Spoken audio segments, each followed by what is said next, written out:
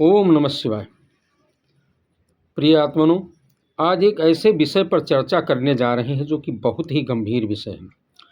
विषय यह है कि अच्छाई में अगर बुराई है तो उसे कैसे पहचानें। समस्या ये होती है कि अगर कोई अच्छा व्यक्ति है या अच्छी वस्तु बाहर से तो बहुत अच्छी है, परंतु उसके भीतर बुराई विद्यमान है। जैसे कि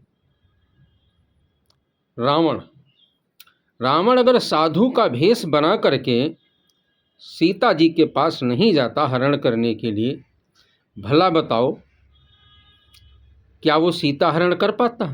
कभी नहीं कर पाता। अपने असली स्वरूप में जाता और कहता मैं रावण हूं, तुम्हारा हरण करने आया हूं। क्या माता सीता उस मर्यादा रूपी लक्ष्मण रेखा का त्याग करती? कभी नहीं त्याग करती। साथियों, आज भी साधु के भेष में रावण छिपे हुए हैं। ऐसा नहीं कि वो रावण नहीं है, वो आज भी बेटियों की, माताओं की मर्यादा को तार तार कर रहे हैं। कोई तो कह रहा है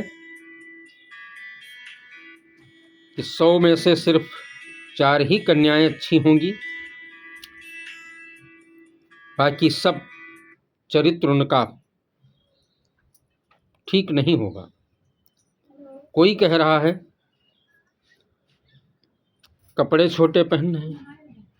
और ये ऐसे साधु हैं जो बाहर से तो साधु हैं, लेकिन भीतर से इंद्रियां इनकी बस में नहीं है। दूसरों पर ही भला सोचो, विचार करके देखो, इस बात का समाज में कितना गहरा असर पड़ता है।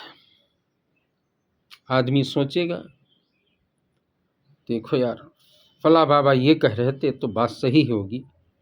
कहाँ से सही होगी? ऐसा नहीं है आज है।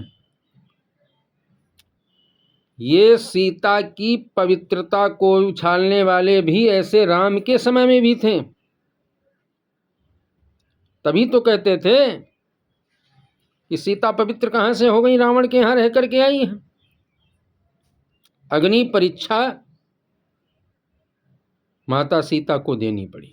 सोचो, आज तक, कब तक, त्रेता से लेकर द्वापर, द्वापर से लेकर कलयुग, कब तक माताएं अग्नि परीक्षा देती रहेंगी? कब तक अपने सतीत्व का प्रमाण देती रहेंगी? आज भारत आधुनिक युग में जी रहा है, वैज्ञानिक युग में जी रहा है। मनोवैज्ञानिक भी ये कहते हैं कि ऐसे लोगों के मन में कुंठा और घृणा भरी होती है। भगवान श्री कृष्ण ने गीता में भी यही कहा है कि जो बाहर से तो हठपूर्वक इंद्रियों को रोके रहता है, लेकिन भीतर से उसकी आसक्ति नहीं जाती है, ऐसे पुरुष को भगवान ने पाखंडी और ढोंगी कहा है। कर्मे इंद्रियाण संयम्य यास्ते मनसा स्मरन इंद्रियार्थ विमूढ़ात्मा मिथ्याचार समुच्यते। ऐसे पुरुष को भगवान ने पाखंडी और मिथ्या आचरण करने वाला कहा है। इसलिए प्रिय सज्जनों, हे आत्मनो, कभी भी ये मत सोचो कि ये जो वास्तव में दिखता है वही होगा, क्योंकि ऐसे लोगों के एक नहीं कई चेहरे होते हैं, मुखौटे होते हैं, जो समय समय पर वो लगाते हैं और फिर उतारते हैं। साधु तो वही है जिसने इंद्रियों को साध लिया, मन को वश में कर लिया। सभी ब्रह्मा से लेकर के चींटी तक सब में एक ही आत्मा को, उसमें परमात्मा को देखता है। ना किसी से द्वेष है, ना किसी से ईर्ष्या है, ना किसी से घृणा है।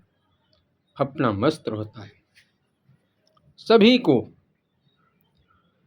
एक दृष्टि से देखता है। उससे कोई लेना देना नहीं, निंदा स्तुति से कोई मतलब नहीं है। प्रिय सज्जनों, इस प्रकार से कभी कभी अच्छाई बाहर से तो दिखती है लेकिन वास्तव में वो अच्छाई नहीं होती है, उसके भीतर भी रावण छिपा होता है। ओम नमः शिवाय।